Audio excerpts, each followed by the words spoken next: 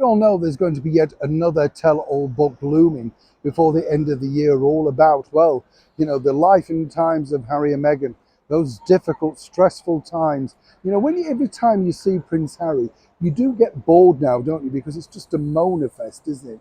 I mean, even I, who cover the royals, just think, do you ever stop whinging about how hard your life has been? Particularly, it's often said, isn't it, that if you work in the world of media or indeed in the public eye, you do have to remember that the general public, that's you and I, have, of course, more problems than most people. When you have 16 plus bathrooms, millions of pounds in the bank, it doesn't take away problems, but really it does ease certain problems. And you shouldn't necessarily be sharing your problems on such a wider scale. That clearly is not a problem, obviously, for the former royal known as Prince Harry. But it truly is now detrimental because, as we saw in that recent documentary, The Heart of Invictus, the whole basis is all me, me, me. I mean, I was more interested in hearing some of the wider stories of some of the brave ladies and gentlemen that have given so much. And what I really liked, and I genuinely mean this, was their fighting spirit, to keep going. They must have gone through some very dark times, but they pulled themselves through and are leading life literally to the full. But really, now you could say this is the media's fault, or is it? What we saw was Prince Harry going on again about his trauma, Afghanistan, how difficult it was with the press, talking about being a father and, looking after children. You kind of think, look, life is not that tough. The biggest problem, though, for Harry, and this is going to be very problematic, is this. Whether he realises it or not, and one would suspect he's not really that bright to realise what he's done, he's once again upset, angered and dismayed his once close family, particularly his elder brother, His Royal Highness the Prince of Wales, Prince William.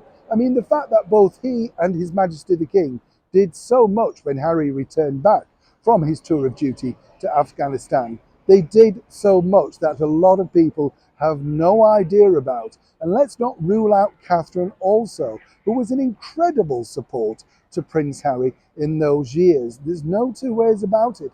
Her and her sister Pippa really were two rocks for Prince Harry. Seemingly, though, he's wiped them away. So the bottom line is truly this. When Harry returns now this month, ahead of course, the first anniversary, if you want to call it that, of the passing of our wonderful monarch, Queen Elizabeth II, you can truly understand why there will not be a warm welcome mat out at Windsor. They feel very hurt and aggrieved, and the fact that he's rewriting his story to suit whoever's paying must be very hurtful to them. But the bottom line truly is, as somebody told me, a very senior source within Palace walls, who could possibly trust him? Whatever they say would be repeated, retwisted, and more importantly, used for cash. And really, when you look at Harry, if you watch that back, can you honestly say you received no help whatsoever? In all of that time, you couldn't bring yourself to thank at least some of the people that reached out and did their very best in your difficult times. Would it have been that hard? Because that's the message that I've been fed back from inside Palace walls.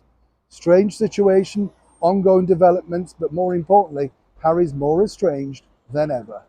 Neil Sean in the very heart of London.